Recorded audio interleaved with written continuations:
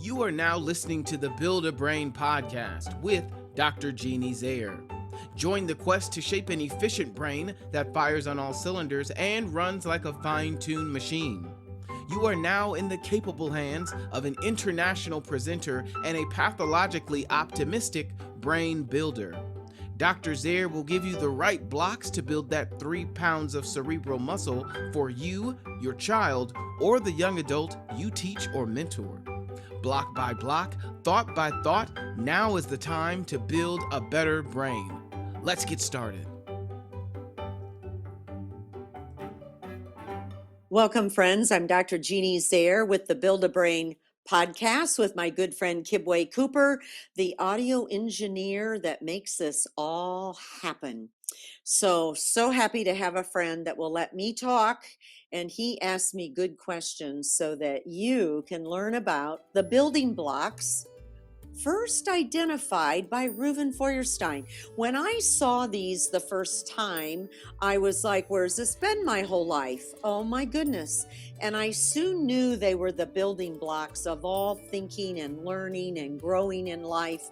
So one thought at a time, one block at a time. I hope this podcast has helped you. When we finish up the cognitive functions, which we're going to do today on this episode number 28, we're going to launch then into the parameters of mediated learning. Oh my goodness, Kibwe. Yeah. They will not be quite as easy as the cognitive functions because they're so rich and so deep and so wide. But let's get on with our last one called showing self-control. All right. So I think everybody knows somebody who we would say, oh, she is so impulsive. Do you have somebody that comes to mind, Kibwe, when I use the word impulsive? I come to mind when I was not thinking about you at all. But I can be quite impulsive. I feel things very swiftly, and then I want to move on it, which is a good thing, but it can also, anything in excess can quickly become its opposite.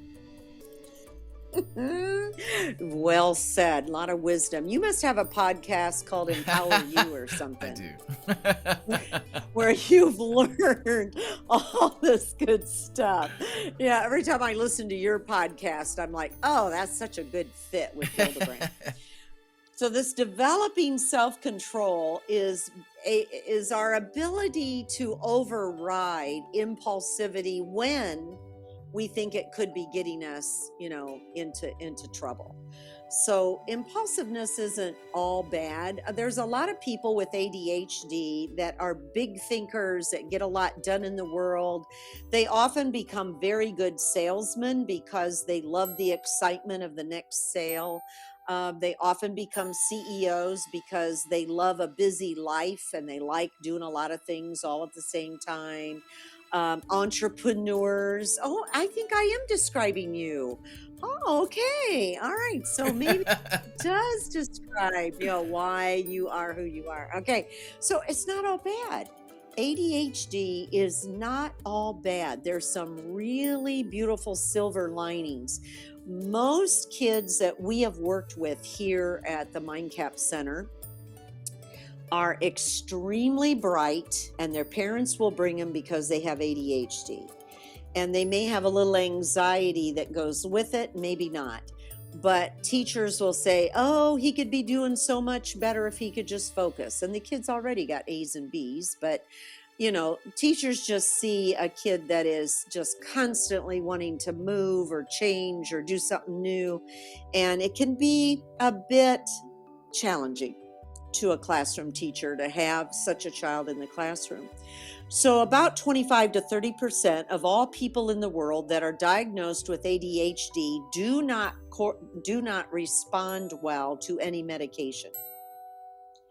There are some people that medication really helps. I talked to an adult today. She's probably early 40s, and she went on Adderall, and she said it's been fabulous. She's more focused and she gets things done. And I said, what are the side effects? And she said, well, all of a sudden my eyes have lost their ability to see, and the doctor wants to put these extremely thick glasses on me. It's impacted her vision. And I'm like, well, what do you think about that? She says, I don't think I want to stay on this medication if it's going to impact my ability to see. So I don't know if it's that, or for some reason her eyes just took a dive, but she said she has no reason to believe. And the optometrist also said, yeah, that's a possibility.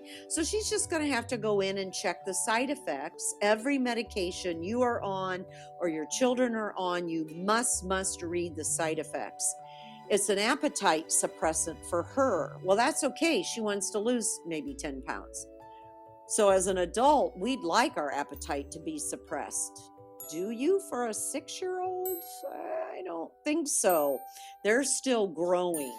So anyway, you got a lot of decisions to make with children that you think may have an attention span issue. They don't focus well at school. They constantly want to move, or they are daydreamy. They just don't focus. Their mind is going someplace else instead of focused on what the teacher is saying.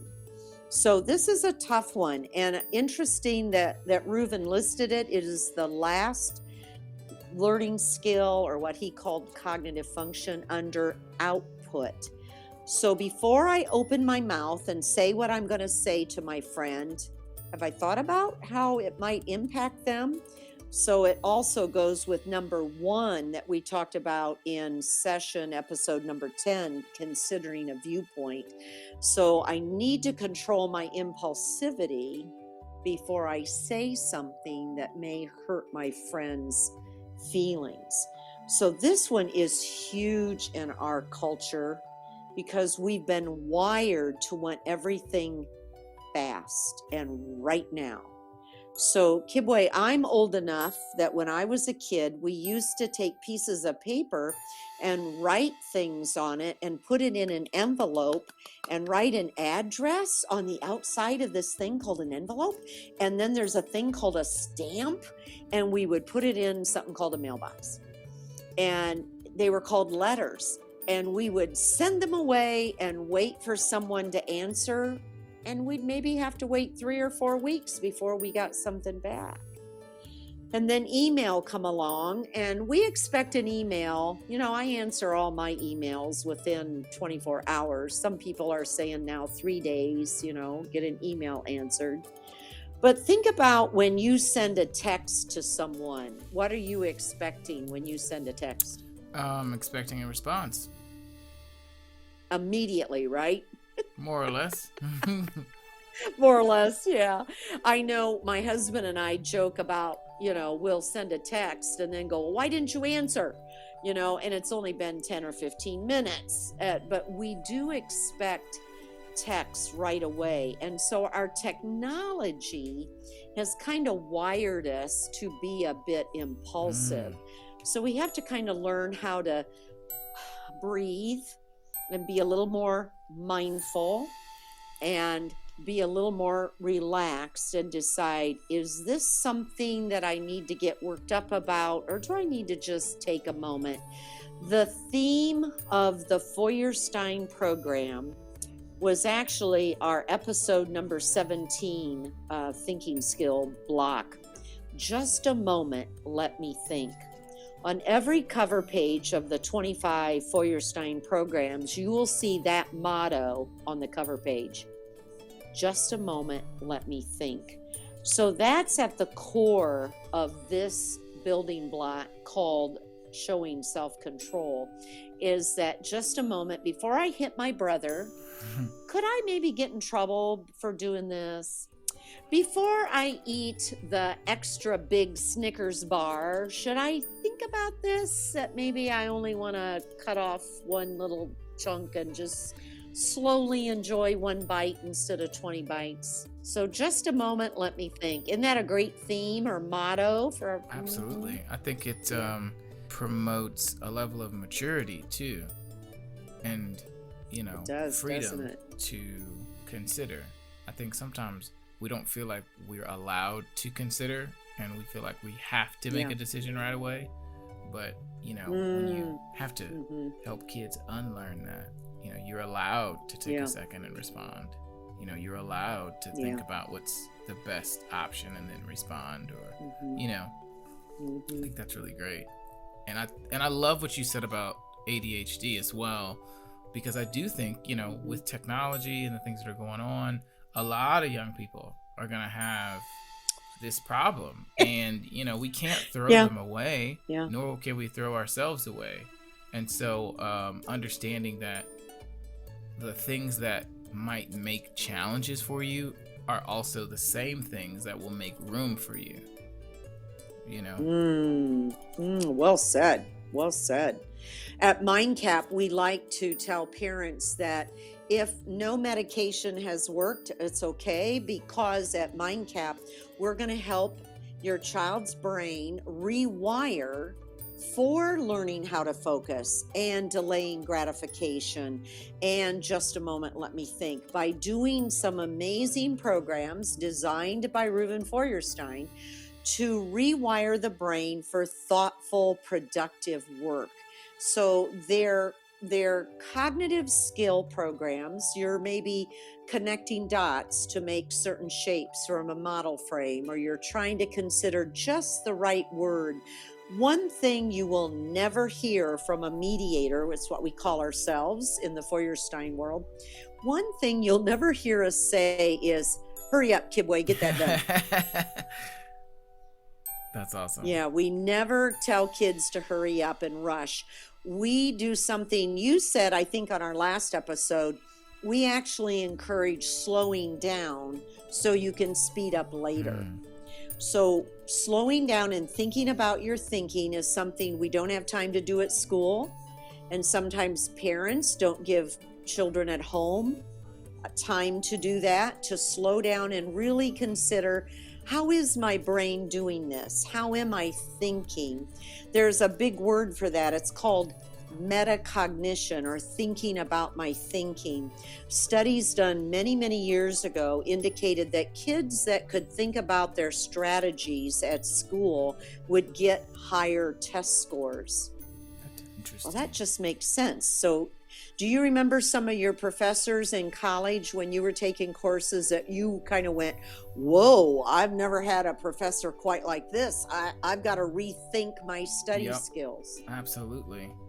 Absolutely. Yeah, you were thoughtful, you were metacognitive, and you didn't blame the professor, because that's kind of a victim mentality. Oh, it's all her fault because she's a mean professor. Though I have had those thoughts before. Is instead you think, what do I need to do, because I want a good grade in this course. I want a good grade, so I'm going to have to adapt to how she is lecturing or how she does tests. I remember walking away my freshman year from, I think it was a composition class, and my first paper I turned out in was a horrible grade. And, I was used to good grades from high school. And she loved giving her freshman students a really bad grade on their first essay, I think to wake us up, to get our attention that she was going to be tough on us. But it got my attention, and I had to figure out, what does she want? Not what do I need, for a grade, but what do I need to do for this teacher? So being able to adapt our study skills to the courses that we're taking is just good reflective thinking and adapting to the situation you're in, which Lord knows we have to do it on every job we've ever had, right? Yeah, for sure. Different.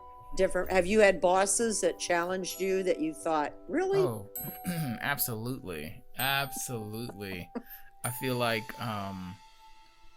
every new job or every new class or every new endeavor should challenge your thinking skills, should call into question, is your strategy for solving the problems at work or in class or for a professor or in your household, is my strategy the best application at this point? because I think sometimes we just adopt the strategies we get from our parents or people who we know, but that may have an absolute opposite effect on our specific situation. And I don't think we take a second and evaluate in each environment. Because when I take on new clients, I first want to hear about what you're wanting to do and what you've done already. What are your goals? What has already been done? What's not working? And so now I can help restructure what's needing to happen in order to help you reach the goal.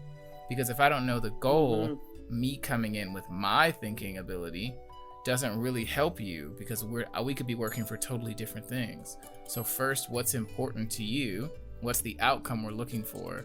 And then we can build around that. So when you talk about thinking strategies, that's normally what I think. I'm like, well, yeah, every single class, you should be thinking, all right, how do I get the grade from this particular instructor? And then start working backwards. Beautiful. You have a growth mindset, Kibwe, because you're looking at what skills can I gain. And it's not that, I can't do this, so I'm a failure, or I'll never be able to get this, which would be a fixed mindset. And that's something we use at MindCAP. That's some nice research that came out of Stanford University with Dr. Carol Dweck. And I highly recommend it. It's a nice companion. And it's what I hear you all the time sharing on your Empower You podcast that I love to listen to, is this idea of a growth mindset that I don't even know if you realize you're doing that, but you are. And this growth mindset is a perfect fit with Empower You and with Build a Brain. Wow, that's amazing. Good That's fit. amazing. Thank it you is. so much. You're welcome.